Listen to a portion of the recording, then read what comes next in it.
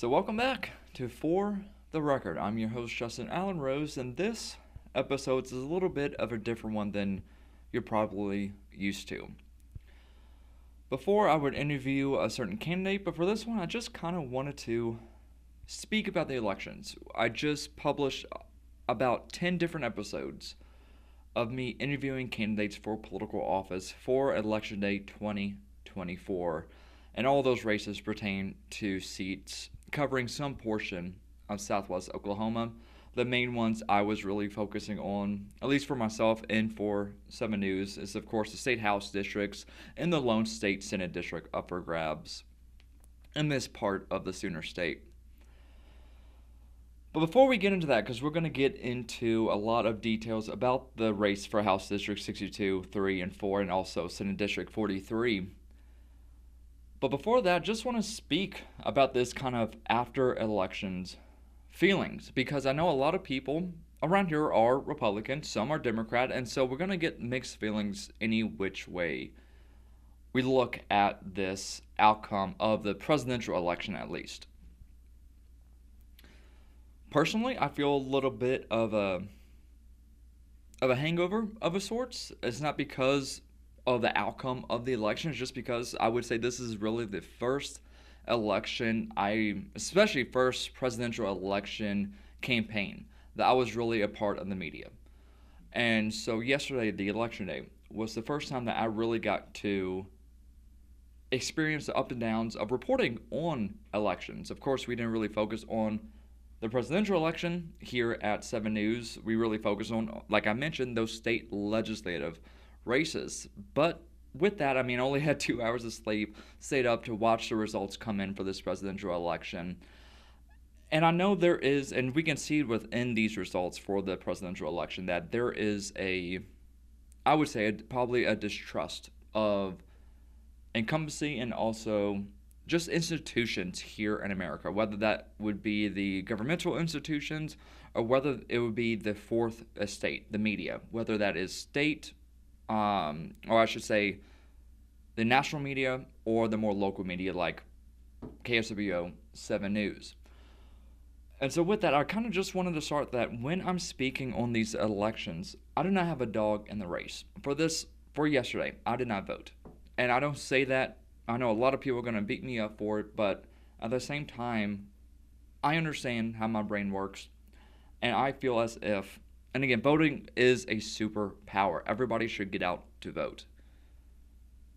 But I know my brain, and voting is a superpower because you're giving people power over you by giving them your vote. If you vote for Harris, you vote for Trump, you are entrusting them to have power over you in some sort of way, and that's for any political office, all the way down to the very localized level.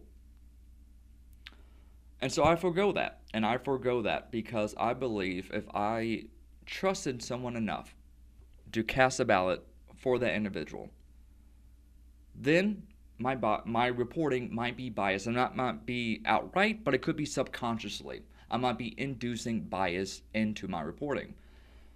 And so because of that, the moment I signed on to come to KSWO 7 News to be digital manager and then later on to be the political reporter, I made a promise to myself and to, you, the viewers, the listeners, that I was going to make sure that my reporting is as unbiased as possible.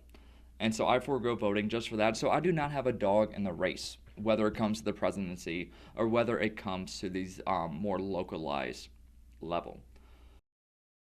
So for the rest of the episode, I'm going to do a overview of the outcomes of the local legislative races right here in southwest Oklahoma.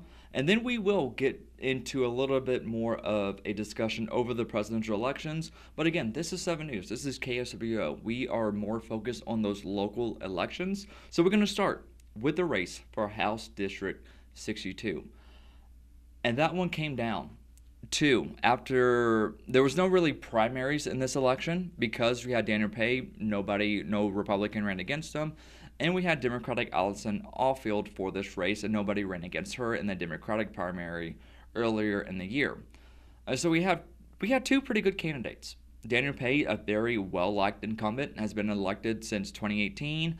That 2018 election was very, very close, but at the same time, that is sort of to be expected, especially since in 2018, that was the first time voters really was able to see Daniel Pay. And so that is to be expected. Nobody ran against him in 2020. We had somebody run against him in 2020, the same person who ran against him in 2018, but Pay won again, won re-election, of course, and even widened his margin of victory. Come 2022 election, those midterms, nobody ran against Pay. And so now we had Allison Oldfield, which in my point of view, if you look at her as a candidate, very good candidate. And when I say very good candidate, I'm not meaning that she has good policies or that I agree or disagree with her policies or her thinking. That's not what I mean. What I mean by a good candidate, I'm just talking about electability. And Allison Oldfield was very electable. I know Oklahoma is a Republican state, but here in Lawton, Comanche County, we do have blue pockets. And so it isn't out of the question that a Democrat could win in this part of the state. It might be hard, but it's not out of the question, especially for seats really within Lawton, like District 62 is, which covers west side of Lawton. Going into this election, I thought Pay was going to win. And I've heard election polling show that as well, that Pay had a very strong victory or a very strong margin in terms of name recognition. And if you want to do a benchmark poll, probably Pay was going to win out close to 60% on those. Allison Oldfield really made it a point, I would say, in this election to not really throw dirt too much. And so her strategy, I would assume, was to simply just turn out those independents and those Democrats that might not have voted in the previous elections for this particular House seat. And one of those issues that she really pinpointed to was a woman's right to choose.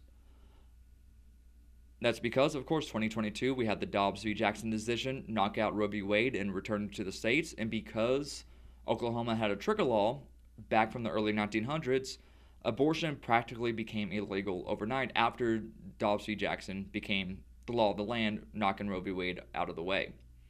And so this is sort of the first election we're seeing in southwest Oklahoma where I wouldn't say abortion is on the ballot, but it was one of the more issues focused on in this particular election. So I felt if Oldfield won, it was going to come from the voters coming out to support a woman's right to choose.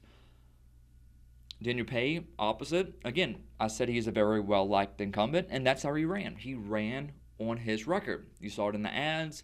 You see it in his social media activity that, hey, this is who I am. These are the votes that I did. I'm proud of it. I believe I served you correctly, and I want you guys to vote for me again. Hope to get your vote again. That's what Pay's thinking was, and his actions were leading up to Election Day 2024. And it seemed like the voters chose Daniel Pay once more, and it doesn't seem like this is going away anytime soon. He won 57-43, widening his mark even from the 2020 election. So that is big. Daniel Pay is pretty much making that District 62 seat, at least right now, at least until when he's in it, it seems safely a Republican seat. Now, once he gets term limited out for the state legislature in Oklahoma, they have 12-year term limits, meaning that between the Senate and the House, you can only serve 12 years. And so once Daniel Pay reaches that mark, it would be in 2030 that he would reach that mark. It'd be interesting to see if a person coming up behind him could keep this seat red, or maybe we're going to see that newcomer, like it could have been in 2018, flip it to the Democratic side. And on election night, when the projections came in that Daniel Pay was the winner, 7 News reporter Mark Lowe went out to his watch party to get his thoughts on his win. Well, I'm very humbled to have earned 2 more years to serve as state representative. 6 years ago, we won the election by 42 votes, and tonight we've won by 14 points. And so I'm incredibly honored to have this responsibility to serve the good people of House District 62, my fellow Lawtonians, where I grew up at the state capitol. And so we're going to celebrate tonight, and then we're going to get back to work tomorrow. But let's skip over House District 63 really quickly and go to House District 64 for a kind of an overview on that race. We had Randy Worthen, the Republican incumbent, going up against Tom Sutherland. This race was really about education because Sutherland made it that way. Of course, there was other issues at play. There was other issues that Sutherland was running on, but education was definitely at the very most forefront of his campaign. You started in the ads running on KSWO 7 News. Hey, let teachers teach. I do not want any public funds going towards private schools. A direct sort of, I don't want to say attack, but direct line toward the status quo of education in Oklahoma. We need to be better in terms of Sutherland. Worthen spoke towards education in my interview with him, but it was really, if you looked on his website, you saw it was about immigration and really law and order, keeping public safe. Public safety is pretty much that, and the southern border was what he was running on. Wasn't If there was going to be an upset happening on election day 2024 in Southwest Oklahoma, it was going to come from this seat. I felt Pay was way too likable to have Allfield really do that. I thought that race might be a little bit more closer than what it turned out to be. But I thought if there was going to be an upset, it was going to come from State House District 64 here in Southwest Oklahoma with Sutherland beating Worthen. And at the beginning of the night, hey, it was looking like that. Sutherland had the lead very early on when those first ballots were being counted. But it didn't stay long. Worthen was able to overtake Sutherland's vote percentage and kept it the rest of the night. He ended up winning, Worthen ended up winning 53.8% of the vote to Sutherland's 46.2%. Less than 1,000 votes this race came down to. So it wasn't like it was an outright thrashing of a political contest, but it does seem like Worthen does have this seat in the bag. I'm wondering if those anti-Sutherland ads that were airing on KSWO, if that had any effect on this race. It wasn't a Worthen ad, but it was those running ads for this district against Sutherland, and basically tied Sutherland to Kamala Harris. And so, as we know, Donald Trump did fairly well, even in Southwest Oklahoma. All 77 counties, of course, across Oklahoma went for Donald Trump. Isn't a surprise. So I wonder if that ad had any effect tying Sutherland to an obviously now an unpopular incumbent vice president in Kamala Harris. I wonder if that had any effect. I know some people say, and it used to be the common thinking in political science as well, that attack ads suppressed turnout. But now in research, we're seeing the opposite. We're seeing that attack ads are actually helping turnout, that they actually bring people out to vote, that anger and afraid, just having a lot of anxiety, really are bringing people out to vote in their current age. So I wonder if that had any effect. But the other seats that we're going to go over, and probably going to go over them a little bit more brief than the other two seats, 62, 64, and that's because they were I thought they were going to be thrashings of a political contest. I thought that Trey Caldwell and Kendall Zachary were going to win handedly, and it was going to be earlier in the night that we were going to know who won State House District 63 and State Senate District 43. And that was the case in this time. And that's because both of these districts are really, really conservative. We have District 63, House District 63, which Caldwell is the incumbent and has been since 2018, sort of mirrors Daniel Pay in House District 62. But Trey Caldwell has been able to win handily in almost every single, if not every single election he has been in for this House seat. And so we are seeing this continue to play out. I mean, this House seat, which does touch southern Lawton basically, but goes all the way west to Tipton. So it hits Chattanooga, hits the Frederick, hits Tipton, very conservative parts of the state, southwest Oklahoma. And so it's going to be very hard for a Democrat to win this seat at all. And this was even a rematch of the last election, 2022, where Trey Caldwell won again handily, 80-20. Shakira Smith is a Democratic candidate for this seat in 2022, and of course, yesterday in 2024. And in this election, she lost once more. 81% Trey Caldwell, 18.8% Shakira Smith. And here's Caldwell speaking on what he would like to see come from the legislature heading in to his next term. really focusing on. We're going to continue to focus on trying to find efficiencies in government, but also really focus on. I know one of the big things that talking with some of our county commissioners and our sheriff's department, looking at funding streams for county roads and bridges, more funding streams for how we compensate counties for maintaining custody of state inmates in our county jails, and try to address that and see if we can find a long-term solution. It's going to take a very special Democratic candidate to flip this seat, and probably it's going to have to come down to an unpopular incumbent. The incumbent is going to have to anger the voters in some which way in order for a Democrat to end up winning this seat in the future. Doesn't look like that's going to be Caldwell either, because Caldwell is very liked within this district. Unless he does something like, and again, it isn't out of the question for somebody to outspeak and to anger voters.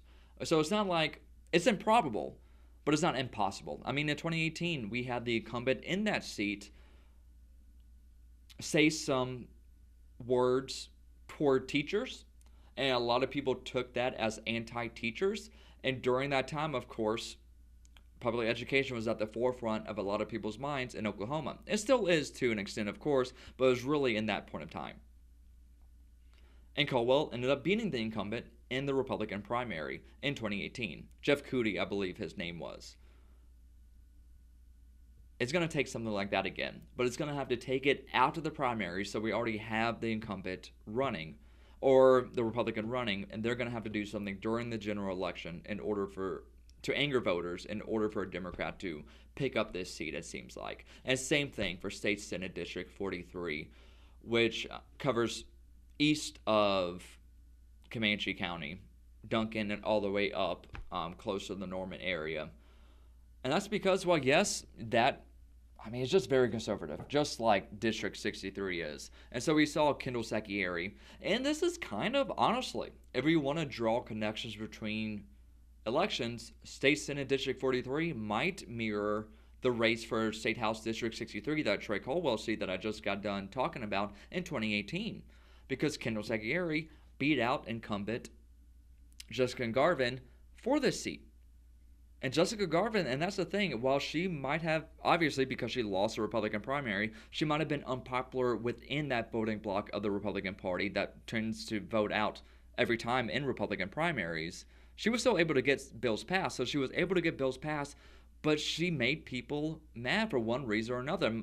Might not have been what she said or actions, but maybe it was just the way, campaigns were unfolding, that people were just simply unhappy with how this seat was being handled, possibly.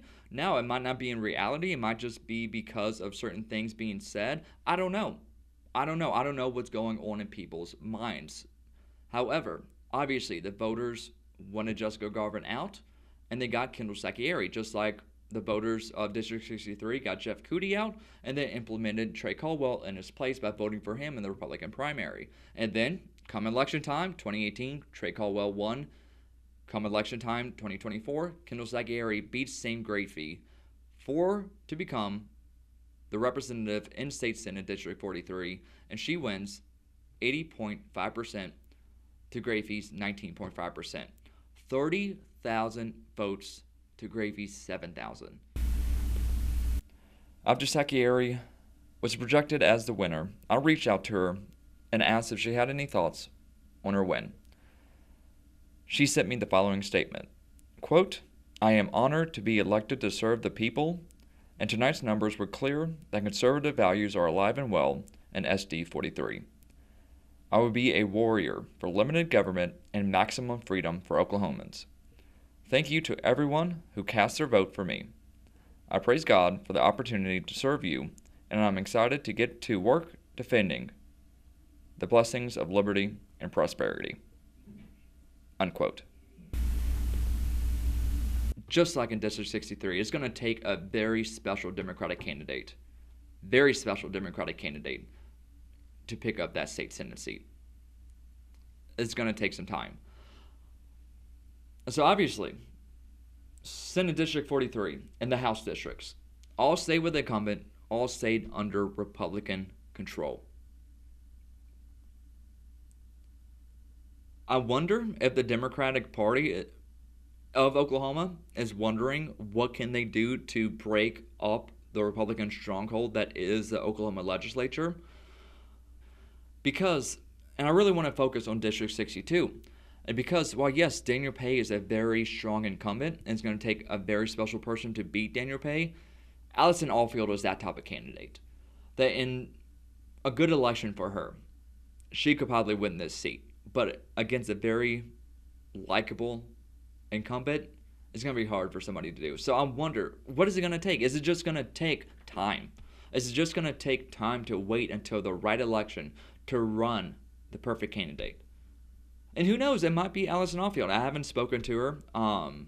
And since the election unfolded, I wonder what she's thinking. I wonder if this is the end of her political career, or maybe she caught the bug, and maybe she will continue to run for these seats in the future. Maybe in 2026, or maybe in 2028, or who knows, maybe in 2030 when this seat is officially open, we'll see Allison Allfield run again, and then she will grab it for the Democratic Party. Who knows? But right now, it's safe to say those legislative seats in southwest Oklahoma are bright red. Let's switch back now to the presidential election. Like I mentioned before, I do not have a dog in this fight. I did not have a dog in this fight. I did not turn out to vote because of, like I mentioned, how I felt like it might affect my journalistic integrity, maybe subconsciously. And so anything that I felt like even subconsciously can affect it, I will try to block it out. And so I did not turn out to vote for that particular reason. I do not plan to turn out to vote in future elections as long as I am a journalist reporting on those elections. With that being said, I came into Election Day as a person who thought Kamala Harris was going to win. And how I make predictions, and I use that term very, very lightly, predictions. If anybody says they knew who was going to win that election yesterday in terms of the presidency, they were lying to you. It was going to be a close election, and one might say, hey, it looks like Trump is just running away with it now. In terms of the vote count divide in those key battleground states, it was still very, very close. It could have went either way. It's just terms of voter turnout. And so hitting into this election day, I thought Kamala Harris was going to win it with the blue wall states. I thought Trump was going to win every other battleground state, but Harris was going to win Wisconsin, Michigan, and Pennsylvania. That's what I thought was going to hand Kamala Harris a victory, 270 to Trump's 268. Obviously, that did not take place.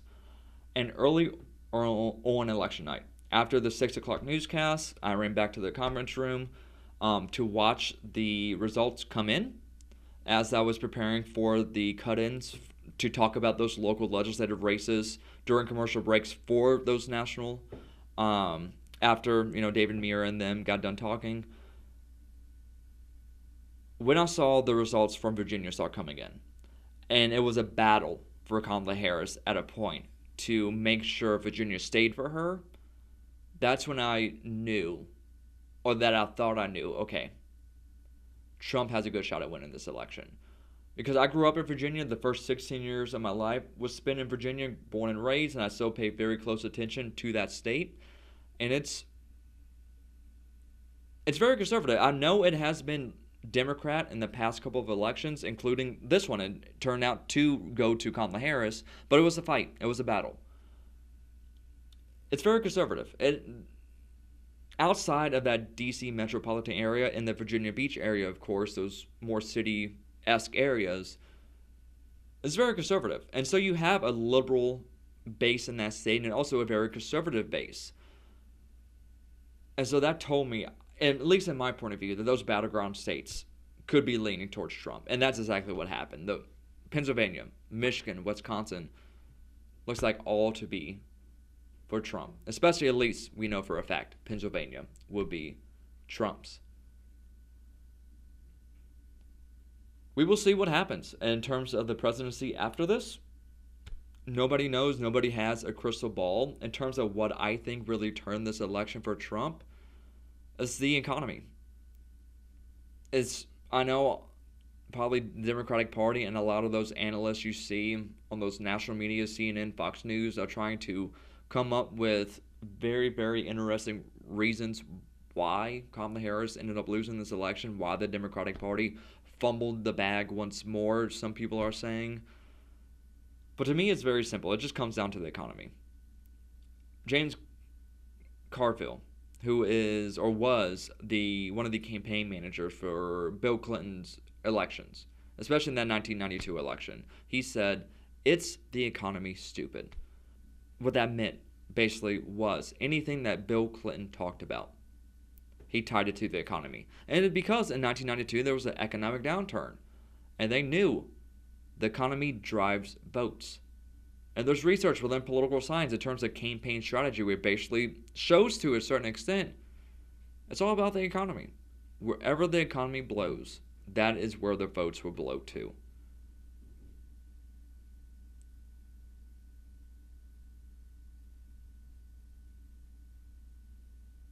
And so I don't really think that this is some sort of seismic shift. It's just the economy. The economy is, in the eyes of the voters, is doing terrible. People are hurt. Even if you want to say the macroeconomic scene is good. When people go to the grocery store, they're not feeling that. I know I'm not. I go to the grocery store, I look at the price of eggs, my wife looks at the price of eggs, we complain. And so those are the real things people see every single day that probably ended up flipping this election back to Donald Trump to give him a second term in office.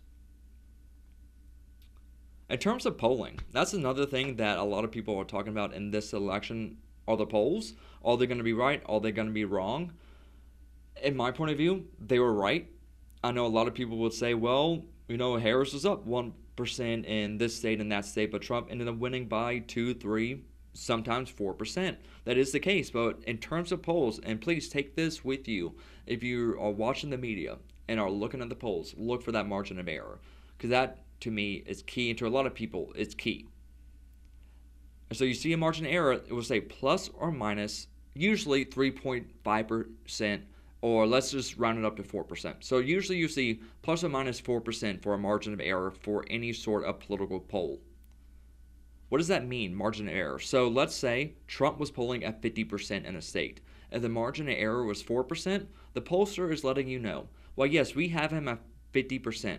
We are confident that his true percent that he's polling at is either plus or minus 4 of that. It could fall anywhere within that frame of numbering.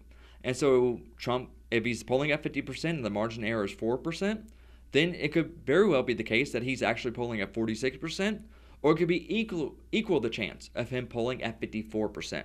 And so use that. If you listen to what the pollsters were actually saying, they were saying, hey, well, yes, the polls are making it look close. It could equally be the chance that this turns out to be an electoral college blowout. That's because it was at 1% either way. And so if you have a margin of error of 3.5 or 4%, it could easily blow one way or another. Now, it could have been the case that the battleground states equally went for Harris and equally Trump, but that's not how the cards folded this time around. They went towards Trump. But the polls were fairly accurate, so in my point of view, we can trust the polls. But we just have to take into account the margin of error. That's going to be the key here. Always take into account the margin of error. So looking ahead into the future of Oklahoma politics, including this podcast as well, the Oklahoma legislature isn't really in session right now. That's going to start back up early next year in 2025. I'm still keeping tabs on, I know the elections are over, but I'm keeping the tabs. The big, pretty much to me, political story for Oklahoma is still education.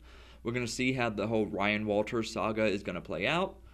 I'm interested to see if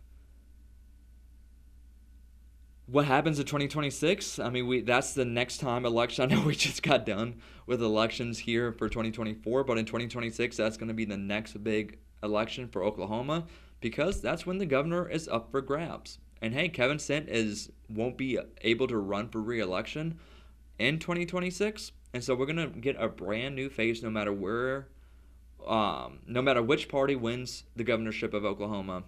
We're gonna get a new face in the governor's mansion. It's gonna be interesting to see the jockeying between certain Republican candidates, or Republican politicians, I should say, at this point in time, to see them jockeying for position to end up being the favor for that Republican spot to run for governor in 2026. Is it going to be Ryan Walters? Is it going to be McCall? Is it going to be Drummond, Gittner Drummond? And so that is what I'm going to keep an eye on, sort of in the background while I'm reporting, while I'm keeping tabs on the Oklahoma legislature and Oklahoma politics as a whole. What are these politicians doing to get their face in the media, to gain name recognition, to get good faith feelings with potential voters come 2026? And that's what I believe you should keep your eye on too, in order to understand what is happening before your own very eyes in Oklahoma in terms of the political scene.